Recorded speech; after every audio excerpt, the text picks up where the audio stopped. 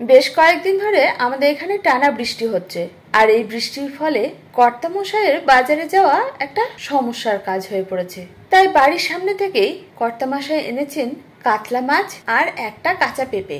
এটাই আজ আমাদের রান্নার মেনু। আজ আমি সমাজশ্রী চলে এসেছি রোজকার রান্নাঘরের মতো আমার রান্নাঘরে একটা নতুন রেসিপি নিয়ে। আজ তৈরি করব পেঁপে আলু দিয়ে কাতলা মাছের ঝোল। তবে এই ঝোলে আমি পেঁয়াজ রসুন বাদ দিয়েছি, তাই দেখে নেওয়া যাক আজকের রেসিপিটা।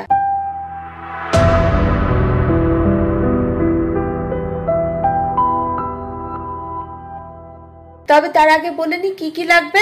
অবশ্যই লাগবে কাতলা মাছ।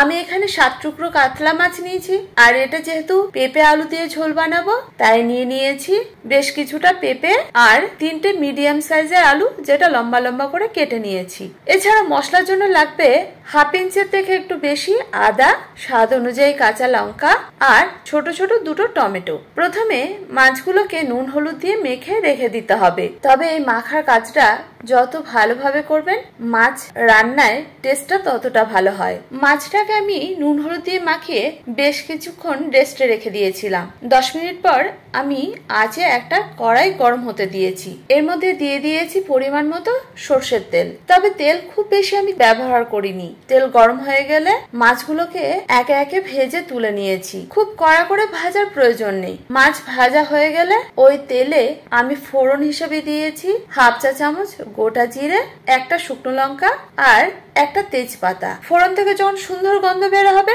তখন যোগ করে দিতে হবে কেটে রাখা আলু আর পেঁপে। এই আলু আর পেঁপেটাকে হালকা আঁচে বেশ কিছুক্ষণ রান্না করতে হবে। মাঝে মাঝে আলু আর পেঁপেটাকে নাড়াচাড়া করতে হবে, নয়তো আলু আর পেঁপের একটা দিকটাই পোড়া লেগে যেতে পারে। আলু আর পেঁপে গুলো যখন 60% রান্না হয়ে যাবে তখন এটাকে তুলে রেখে দিতে হবে একটা পাত্রে। এবার টমেটো, আদা আর কাঁচা লঙ্কা সেটাকে বেটে একটা মশলা বানিয়ে নিতে হবে। এবার ওই বাটাটাকে আমি কড়াইতে যোগ করেছি। এর সময় দিয়েছি 1 চা চামচ হলুদ গুঁড়ো, 1 টেবিল চামচ জিরে গুঁড়ো, 1/2 টেবিল চামচ ধনে গুঁড়ো, 1 চা চামচ কাশ্মীরি লঙ্কার গুঁড়ো আর দিয়েছি স্বাদ অনুযায়ী নুন। এবার এই সমস্ত মশলাটাকে খুব ভালোভাবে কষাতে হবে। প্রয়োজনে সামান্য জল যোগ করে নিতে হবে, তাহলে মশলাটা খুব ভালোভাবে কষানো যাবে আর পোড়াও লেগে যাবে না। এর ফলে রান্নাটা টেস্টি হবে।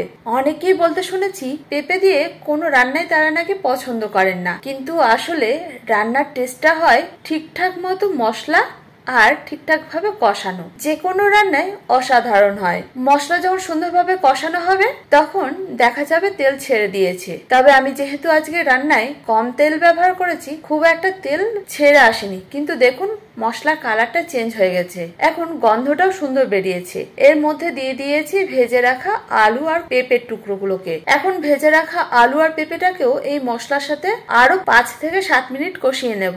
এর ফলে টেস্টটা খুব ভালো হবে। এরপর দিয়ে দিতে হবে পরিমাণ মতো গরম জল। জল দেওয়ার পরে এটাকে নাড়াচাড়া করে ঢাকা দিয়ে রান্নাটা হতে দিতে হবে। রান্না যখন প্রায় শেষ তখন দিয়ে দিতে হবে ভেজে রাখা মাছগুলোকে। মাছগুলো দেওয়ার পরেও আমি আরো 2-3 মিনিটের মতো ঢাকা দিয়ে রেখেছিলাম। 2 মিনিট পর ঢাকা খুলে যোগ করেছি 1/2 চা চামচ গরম মশলা গুঁড়ো।